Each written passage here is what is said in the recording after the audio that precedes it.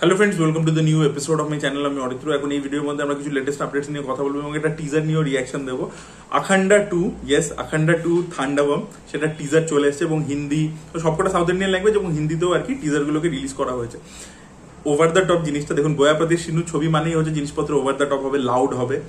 But আমার কিন্তু টিজারটা ভালো লেগেছে। আমার আখান্ডা 1 কিন্তু ভালো লাগে না, তা সত্ত্বেও আমি বলছি আমার 2 এর টিজারটা ভালো লেগেছে। প্রথম কথা, এই নন্দমুনি বালাকৃষ্ণ পরপর এখন এমন ছবি করেছে, সেটা ভগবান কেসারি হোক, তারপরে এই ছবিটা ডাকু মহারাজ, সে কিন্তু নিজের না মানে চয়েস অফ স্ক্রিপ্টস বেটার করে নিয়েছে। তার মেয়ে এখন তার স্ক্রিপ্ট চয়েস দেখে এবং সেখান থেকে না বেটার করেছে কোথাও। তো সেই জন্য একটা অ্যাক্টরের ওপর যখন আপনার ট্রাস্ট জন্মে যায়, তখন আপনি ছবিটাকে অন্যরকম ভাবে দেখা শুরু করেন। যখন আখান্ডা 1 এসেছিল তখন কিন্তু বালাকৃষ্ণ অন্য ধরনের ছবি করতো, তো তখন আমার পারসেপশনটা অন্যরকম ছিল। এটা আমি বুঝতে পারলাম যে পারসেপশনটা কতটা ইম্পর্টেন্ট। যেখানে জিনিসটা ওভার দ্য টপ, বাট এখানে টিজারের মধ্যে কি কি এফেক্টিভ, প্রথম হচ্ছে থামানের বিজিএমটা ব্যাপক হয়েছে, ওই যে পিছনে পুরো গানটা ডিজাইন করেছে ওটা কিন্তু ব্যাপক লাগছে। সেকেন্ড হচ্ছে ওভার দ্য টপ জিনিসপত্র দেখতে পাচ্ছি, বাট সেটা পুরো কনভিকশনের সাথে পুল অফ করেছে এবং নন্দমুনি বালাকৃষ্ণ কিন্তু এটা পুল অফ করতে জানে। এই ওভার দ্য টপ ব্যাপারটা, গড অফ মাসেস যে ওকে বলছে সেটা কিন্তু সত্যি। এবং এই যে আখান্ডার মধ্যে তো দুই ভাই ছিল, মানে নন্দমুনি বালাকৃষ্ণ ডাবল রোল প্লে করেছিল ফার্স্ট পার্টে। তো এখানে যে ভাইটার কি সাধু আখান্ডা, তাকে আমরা দেখতে পাচ্ছি বড় বড় চুল রয়েছে, একটা প্রথমে ডিফারেন্ট টাইপের লুক এবং পুরো বরফের মানে হিমালয় ইত্যাদিতে দেখতে পাচ্ছি। এবং ত্রিশূল নিয়ে যখন মারতে মারতে আসে, ত্রিশূলটা এরকম ঘোরাচ্ছে এবং সবাই কেটে কেটে পড়ে যাচ্ছে, ওই সিনটা দেখতে মজা লেগেছে। ঠিক আছে, পুরো ওভার দ্য টপ বাট দেখতে মজা লেগেছে। ঠিক আছে, এবং যেখানে মানে টিজারটা যেখানে শেষ হয়, পুরো একটা মানে একটা হোম হচ্ছে বিশাল বড়, একটা অগ্নিকুণ্ড রয়েছে এবং সেখানে পুরো লাফিয়ে এসে পড়ছে এবং আগুনটা পুরো ছিটকে বেরিয়ে যাচ্ছে, ওই জায়গাটাও দেখতে ভালো। তো এই ক্যারেক্টারটা হয়তো তপস্যা করতে পাহাড় টাহাড়ে গেছে এবং তারপরে কোথাও গিয়ে ফিরে আসবে, কিছু একটা প্রবলেম হবে তাই জন্য ফিরে আসবে এবং এসে আবার অ্যাকশন ইত্যাদি করবে। তো ভরপুর অ্যাকশন থাকতে চলেছে এই ছবিটার মধ্যে, সেটা আমরা বুঝতে পারছি। এবার দেখা যাক কনসেপ্টটা কিরকম হয়। এবারে আমরা অ্যান্টাগনিস্টকে এক ঝলক দেখতে পাচ্ছি, মানে কে অ্যান্টাগনিস্ট প্লে করছে সেটা বুঝতে পারছি না, বাট একটা অ্যান্টাগনিস্ট রয়েছে, পুরো আগুন জ্বলছে, গায়ে একটা মাস্কের মতো পড়ছে, সেটা আমরা দেখতে পাচ্ছি। তো আগের বারে যে লাস্ট পার্টটা ছিল সেখানে একটা রিয়েল লাইফ প্রবলেম ছিল, একটা গ্রাউন্ডেড ব্যাপার ছিল, তার মধ্যে একটা ফ্যান্টাসি কাইন্ড অফ এলিমেন্ট, একটা মাইথোলজি নিয়ে এসে করেছিল। এবার আমার মনে হচ্ছে পুরো ওরা ফুল মাইথোলজি মোডেই চলে গেছে। এখানে যে অ্যান্টাগনিস্ট হবে তারও সুপার পাওয়ার্স ইত্যাদি থাকতে চলেছে, সে কিন্তু নর্মাল একটা ভিলেন হবে না। আগের বারে মনে করুন যে কয়েকটা সেই সাধুদেরকে নিয়ে আসে, আগরি সাধু, তারা লড়ে আর কি ওর বিরুদ্ধে, সেরকম একটা অ্যাঙ্গেল এনেছিল। এবারে আমার মনে হয় যে অ্যান্টাগনিস্ট যে সে পুরোপুরি আর কি তারও সুপার পাওয়ার ইত্যাদি থাকতে চলেছে। তো জিনিসটাকে পুরোটাই সুপার হিরো মোডে ট্রিট করছে, যের মধ্যে আমাদের ইন্ডিয়ান মাইথোলজি, আমাদের মহাদেব ইত্যাদি সেই সবের অ্যাঙ্গেল থাকবে। তো আমার কিন্তু জিনিসটা এমনি দেখতে ভালোই লেগেছে। হ্যাঁ, গ্রাফিক্সের কাজ কিছু জায়গায় দুর্বল হয়েছে, মানে পাহাড়টা ক্রিয়েট করেছে বরফের, সেখানে পিছনে যেগুলো আমরা দেখতে পাচ্ছি বোঝা যাচ্ছে গ্রাফিক্সে ক্রিয়েট করা, তো সেটা কিছুটা দুর্বল। বাট বিজিএমটা খুব ভালো এবং নন্দমুনি বালাকৃষ্ণ কিন্তু পুল অফ করে দিয়েছে স্ক্রিন প্রেজেন্স দিয়ে, সেটা কিন্তু বেশ ভালো লেগেছে। দেখা যাক বাকি ছবিটা কিরকম হয়। এই ছবিটা সেপ্টেম্বর মাসে রিলিজ করতে চলেছে, দেখা যাক ছবিটা কিরকম হয়। আপনাদের কেমন লেগেছে অবশ্যই কমেন্টে জানাবেন। এবার যদি আমরা আপডেটস গুলো নিয়ে কথা বলি, ভিডিওর প্রথম আপডেট হচ্ছে কার্তিক ছবি সর্দার 2 কে নিয়ে। তো সর্দার 2 শুটিং কিন্তু রিসেন্টলি শেষ হয়েছে, ছবিটা দিওয়ালিতে রিলিজ করতে চলেছে। এর পরবর্তী আপডেট হচ্ছে ধনুষের কুবেরা বলে ছবিটাকে নিয়ে। এই ছবিটা সেন্সর হয়েছে, ইউএস সার্টিফিকেট পেয়েছে এবং ছবির রান টাইম হচ্ছে 3 ঘন্টা 15 মিনিট। ইয়েস, ছবির রান টাইম হচ্ছে 3 ঘন্টা 15 মিনিট, বেশ বড় একটা ছবি হতে চলেছে।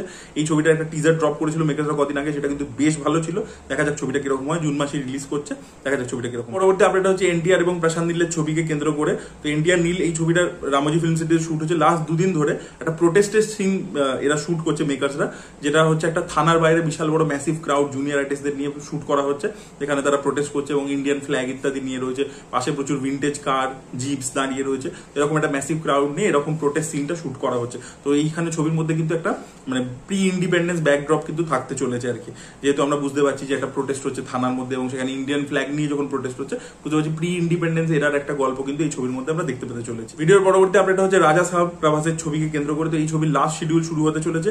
এখানে প্রভাসের যে ইন্ট্রোডাকশন সং তার কিছু পোর্শনস বাকি রয়েছে শুটিং করা, সেটা শুট হবে এবং এছাড়া একটা সোলফুল মেলোডি গান এখানেও কিন্তু সেটা শুট হবে এবং তার পরবর্তীতে পুরোপুরি শিডিউলটা র্যাপ আপ হয়ে যেতে। পরবর্তী আপডেট হচ্ছে থালাপতি বিজয়ের আপকামিং ছবি জানানায়কের টিজারকে কেন্দ্র করে। তো 22 জুন নাকি এই ছবির একটা টিজার আসতে চলেছে। ইয়েস, থালাপতি বিজয়ের জন্মদিন উপলক্ষে মেকার্সরা প্ল্যান করেছে একটা টিজার ড্রপ করবে, দেখা যাক টিজারটা কিরকম হয়। ছবি কিন্তু রিলিজ করবে জানুয়ারি মাসে, এত আগে টিজার চলে আসছে, তো দেখা যাক এতদিনে তার পরবর্তীতে তারা কি কি কন্টেন্ট নিয়ে আসে, প্রমোশনাল কন্টেন্ট, সেটা দেখার মতো বিষয়। হাউসফুল 5 এই ছবিটা কিন্তু নিজের 3 দিনে 87 ক্রোর্স এর উপর কিন্তু কালেকশন করে ফেলেছে বক্স অফিস থেকে। ইন্ডিয়া নেট কালেকশনের কথা বলছি। প্রডিউসার ফিগার একটু সামান্য বেশি দিয়েছে, 91 পয়েন্ট সামথিং সিআর দিয়েছে আর কি, ওটা একটু বেশি হয়েছে। বাট ট্রেড ফিগার বলছে 87.5 ক্রোর্স ট্রেড ফিগার আসছে আর কি।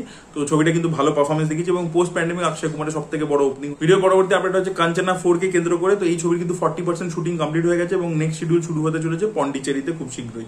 লাস্ট আমরা কথা বলবো যে ওয়াইআরএফ এর স্পাই ফ্র্যাঞ্চাইজ নিয়ে। ইয়েস, তো এই স্পাই ফ্র্যাঞ্চাইজ কিন্তু খুব খারাপ একটা অবস্থায় রয়েছে। ইয়েস, তার কারণ হচ্ছে টাইগার ভার্সেস পাঠান, যেটা একটা টাইমে অ্যানাউন্স হয়েছিল এই ছবিটা হবে, সিদ্ধার্থ ডিরেক্ট করবে, সালমান শাহরুখ দুজনকে আমরা দেখতে পাবো। তো সেই ছবিটা কিন্তু শেলফড হয়ে গেছে, সেই ছবিটা হবে না। এছাড়া জন আব্রাহামের যে ক্যারেক্টার জিম, সেটাকে নিয়ে যে একটা স্ট্যান্ডঅ্যালোন ফিল্ম প্ল্যান করা হয়েছিল সেটাও হচ্ছে না, সেটাও শেলফ হয়ে গেছে। জুনিয়র এনটিআরকে নিয়ে একটা স্ট্যান্ডঅ্যালোন ফিল্মের কথা হয়েছিল, সেটাও বন্ধ হয়ে গেছে। ইয়েস, এখন আপাতত ওয়ার 2 রিলিজ করবে অগস্ট মাসে এবং ডিসেম্বর মাসে অ্যালফা ছবিটা রিলিজ করবে। এই দুটো ছবি ইয়াশ রাজের কনফার্মড আছে। আর এছাড়া কোনো ছবিতে কাজ হচ্ছে না। ইভেন টাইগার 4ও তারা বানাবে না, যেহেতু টাইগার 3 আন্ডার পারফর্ম করেছিল, যেন টাইগার 4-এরও কিন্তু এই মুহূর্তে তাদের কোনো রকম পরিকল্পনা নেই। আর এছাড়া বলে রাখি, পাঠান 2 এর কথা কদিন আগে শোনা গেছিল, বাট পাঠান 2 অ্যাক্টিভ প্রজেক্ট এখনো বন্ধ হয়নি, বাট সেই ছবিটাও কিন্তু ডিলে হতে চলেছে, সেটাও কিন্তু খুব শীঘ্রই তারা বানাবে না। আর এছাড়া শোনা যাচ্ছে তারা ভিকি কৌশলকে নিয়ে একটা স্পাই ফিল্ম বানাবে ঠিক করেছিল, সেটা এখন অব্দি পাইপলাইনে রয়েছে। সেটা তারা একটা পুরো নতুন ভাবে বানাতে চাইছে, একটা ফ্রেশ পার্সপেক্টিভ দিয়ে বানাতে চাইছে। বেসিক্যালি যেটা হয়েছে, ওয়াইআরএফ স্পাই ইউনিভার্স যেহেতু রিপিটেশন হয়ে গেছে গল্প, they have run out of ideas, তাই জন্য তারা সব বন্ধ করে দিচ্ছে প্রজেক্টস গুলো। দেখা যাক আর কি এর পরবর্তীতে তারা রিভাইভ করতে পারে কিনা, বিকজ ওয়ার 2 এর টিজার কিন্তু খুব একটা ভালো রেসপন্স পায়নি, একই রকমের থিম, লুক এন্ড ফিলও একরকম হয়ে গেছে। তো সেটা আদিত্য চোপড়া হয়তো বুঝতে পেরেছে দর্শকের ফিডব্যাকটা, এবং তাই জন্য তারা এই ধরনের প্ল্যানিং করছে। দেখা যাক সেটা কি হয়, আলটিমেটলি সিনেমাটিক ইউনিভার্সে থাকে নাকি বন্ধ হয়ে যায়। কারণ আমরা শুনেছিলাম ধুম 4 তারা চালু করতে চলেছে, তো দেখা যাক সেটা বানায় এটা বন্ধ করে দেয় পার্মানেন্টলি কিনা, সেটা দেখার মতো বিষয় হবে। এবং রোহিত শেট্টির কপ ইউনিভার্সেরও খুব খারাপ অবস্থা, আপনারা প্রত্যেকেই জানেন। তো দেখা যাক, হিন্দির এই দুটো কিন্তু ইউনিভার্স মোটামুটি মানে খুব খারাপ অবস্থাতেই আছে। ওয়াইআরএফ তো বন্ধই করে দিচ্ছে, রোহিত শেট্টি কবে বন্ধ করে দেখা যাক, সেটাই দেখার মতো বিষয় হবে। So that was it guys, thank you so much watching this video. ভালো লেগে থাকলে লাইক করুন, শেয়ার করুন, চ্যানেলটিকে সাবস্ক্রাইব করতে ভুলবেন না। Bye bye.